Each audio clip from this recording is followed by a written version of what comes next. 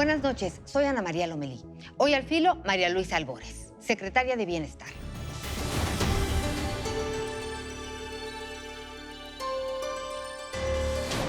Y en medio de la pandemia, pues los programas sociales, ¿cómo van? ¿Se están entregando? ¿Cómo está esta situación? ¿Cuántos programas se están trabajando?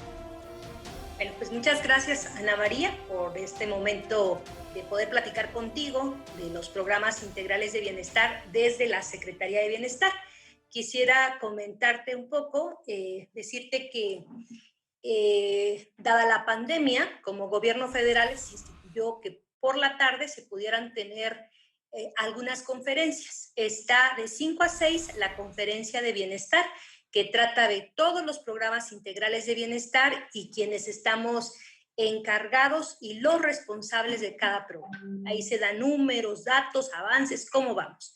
A mí me gustaría, a lo mejor en este tiempo de entrevista, platicarte un poquito que dentro de la Secretaría de Bienestar estamos a cargo de 4 programas. De estos 4 programas son los 4 programas integrales de bienestar, que son 3 llevados por la Subsecretaría de Bienestar. Hablo de la pensión para adultos mayores, lo que es la pensión para personas con alguna discapacidad permanente y el programa de niñas y niños, hijos de madres y padres trabajadores. Esos son de la Subsecretaría de Bienestar. Y el programa Sembrando Vida, que está en la Subsecretaría de Desarrollo Territorial, dentro de lo que es la Secretaría de Bienestar.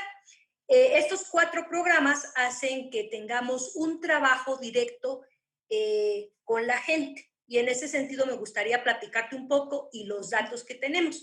Derivado de la pandemia, comentarte que el presidente nos instruyó justo cuando se iba a empezar la fase 2 de la pandemia, que pudiéramos hacer una dispersión, la cual no habíamos hecho, en vez de los pagos bimestrales, que son los que normalmente se realizan y se hacen para las pensiones, que pudiera hacerse un bimestre adelantado. Eso significa el pago de 4 meses. ¿Qué significa en recursos? Significa 5,240 pesos, porque la pensión bimestral, bimensual, es de 2,620 pesos. Entonces, en este despliegue, comentarte que cuando se empezó la fase 2, el presidente nos pide esto en abril, para el día 17 de abril estábamos terminando con este trabajo que nos pidió. ¿Cuál fue el planteamiento del presidente? Que pudiéramos estar pagando bimestre marzo, abril, mayo y junio. 4 meses, 2 bimestres. ¿Y cómo lo hicimos? Comentarte que afortunadamente hay personas que están bancarizadas. De estas personas bancarizadas, aproximadamente unos 4 millones de los 8 millones están bancarizadas, y eso permite que inmediatamente el depósito se vea en la tarjeta. Y en 17 días montamos un operativo, que estábamos en fase 2, lo cual hicimos todo el protocolo directamente con la Secretaría de Salud, para poder colocar las mesas de dispersión y poder entregar a adultos mayores y personas con alguna discapacidad el recurso. Estas mesas, esos operativos, imagínate, son operativos que conllevan el trabajo en territorio en más de 80,000 localidades del país. Decirte que en el tiempo de la pandemia, afortunadamente, antes eran programas, el de adultos mayores y el de personas con discapacidad. Afortunadamente, ya se elevó a rango constitucional, y en ese sentido se vuelve una pensión un derecho, y las personas son derechohabientes. Vamos a detenernos en el programa de pensiones de adultos mayores y a personas con discapacidad. Un resultado es que lo puedan entregar, que llegue el dinero a su destino, pero otro es poder medir si les es útil, si es suficiente. Pues en sí el recurso es un derecho y se puede ocupar para lo que ellos consideren. Entonces, en este sentido, lo que sí sabemos es que inmediatamente cuando llega la pensión se genera un gasto dentro de las comunidades, dentro de los espacios, porque ahí es donde la gente consume. Las personas que no hayan recibido su dinero, ¿a dónde pueden acudir? ¿Qué deben de hacer?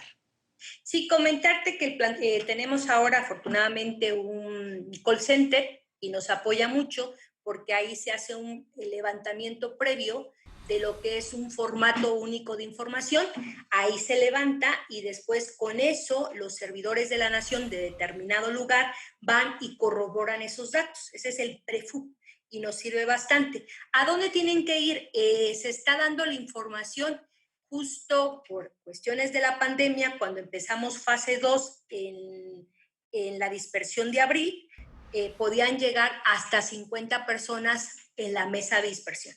Ahora no, pueden llegar máximo 25 personas.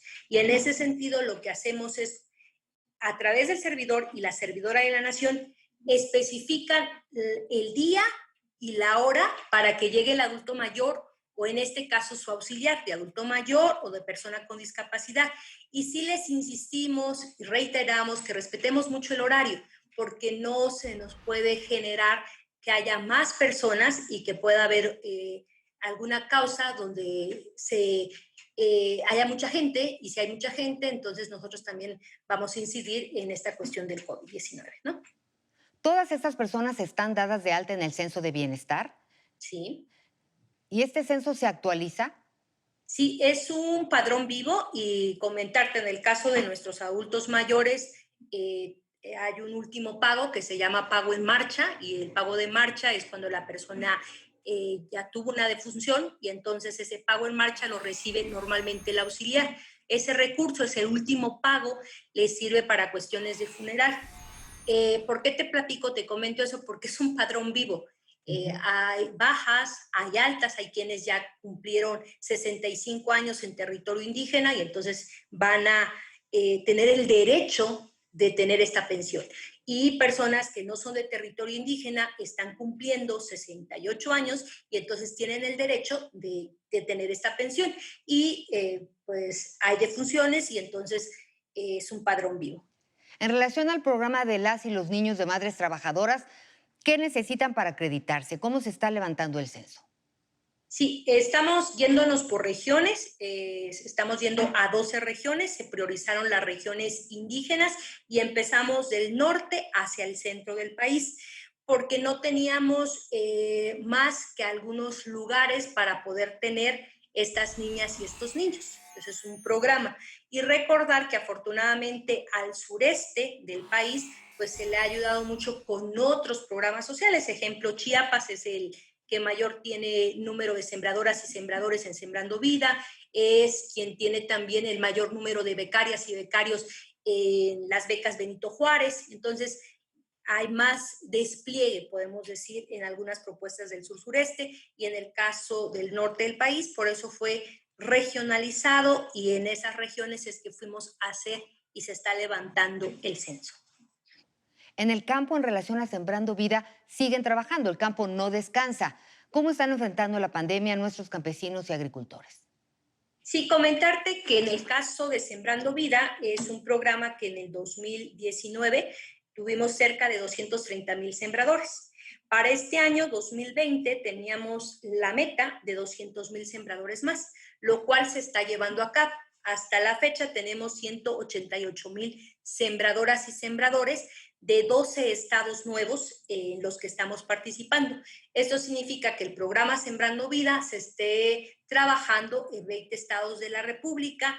Decirte que nuestras y nuestros compañeros sembradores y sembradoras que están en territorio desde el 2019, pues tienen viveros comunitarios avanzados, parcelas que ya se están trabajando y como bien tú dices, en el campo no se descansa, hicieron ellos agendas que tienen que ver con el cuidado del vivero, porque es un vivero del cuidado de todas y de todos quienes forman la comunidad de aprendizaje campesino.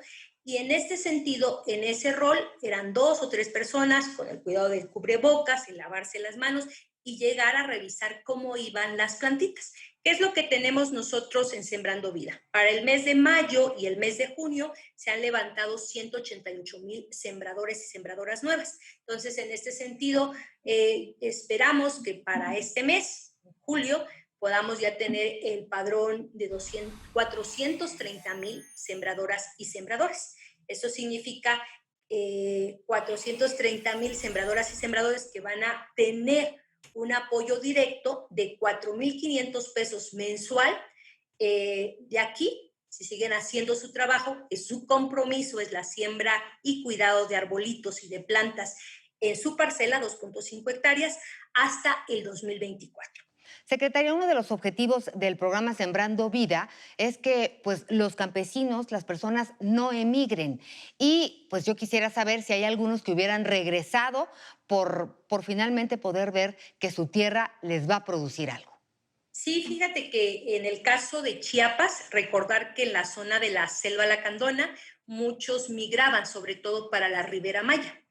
Y en este sentido, afortunadamente, esas generaciones, estoy hablando de la gente joven, sobre todo varones que emigran por una cuestión de necesidad y están regresando y vuelven a trabajar sus tierras. Lo mismo nos está pasando en el norte del país. Tuvimos la oportunidad de ir a hacer el censo de niñas y niños en la zona Rarámuri y nos encontramos municipios enteros donde la gente joven, sobre todo los varones, no estaban ahí, pero ahora con el programa Sembrando Vida están regresando. Secretaria, explícanos en qué consiste el consejo que están organizando para medir el bienestar. Gracias. Hay un consejo para la medición del bienestar y en este sentido el planteamiento es, además de ver lo que es el PIB, Producto Interno Bruto, en la parte económica, también podamos revisar la validación de cómo se está generando bienestar. Y ese bienestar tiene que ver con, con nosotras las mexicanas y los mexicanos y tiene que ver con muchos aspectos. Si hablamos de bienestar, tiene que ver hasta si llega un recurso, ¿en qué lo ocupamos? Y si lo ocupamos, por ejemplo, en comprar, ¿qué estamos comprando? Y si estamos comprando alimentos, ¿qué tipo de alimentos estamos comprando? Y si estos alimentos realmente nos están sirviendo para tener nosotras salud, ¿no? Lo comento porque eso es crucial. Esta pandemia, este COVID-19, nos muestra a las y los mexicanos como un pueblo que tenemos enfermedades crónicas degenerativas muy fuertes y que no solo ha sido en la zona urbana, ha sido en la zona rural donde se ha incrementado estadísticamente. Tenemos a muchas personas enfermas de diabetes mellitus, de hipertensión, de obesidad, y que nuestras niñas y nuestros niños en las zonas más marginadas del país no están siendo bien alimentados. Entonces, ¿cómo generamos esto desde las instituciones? Una estrategia que tenga que ver con la salud de nosotras y nosotros los mexicanos, con cuestiones de educación, y educación hablo desde los hábitos, ¿no? Desde que si tomamos una bebida, ¿qué bebida estamos tomando? ¿Estamos tomando agua? ¿Y cómo viene esa agua? ¿O es embotellada? ¿Estamos generando basura? O sea, todo ese tipo de cosas que tienen que ver con el bienestar.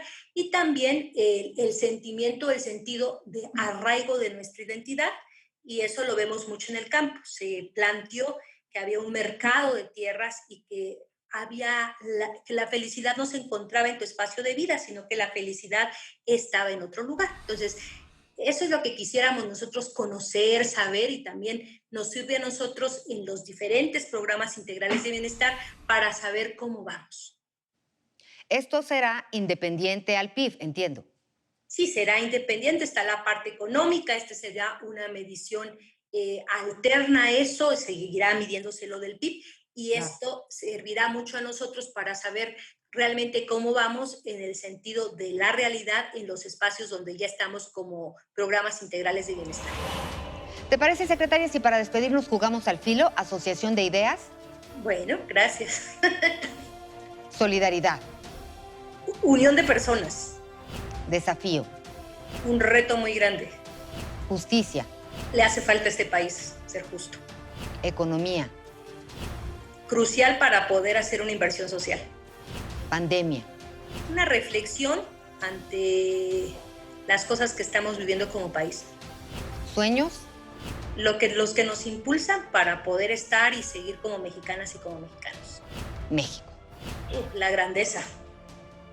Muchas gracias, secretaria María Luisa Albores, secretaria del Bienestar. Muchísimas gracias y estaremos pendientes. Buenas noches.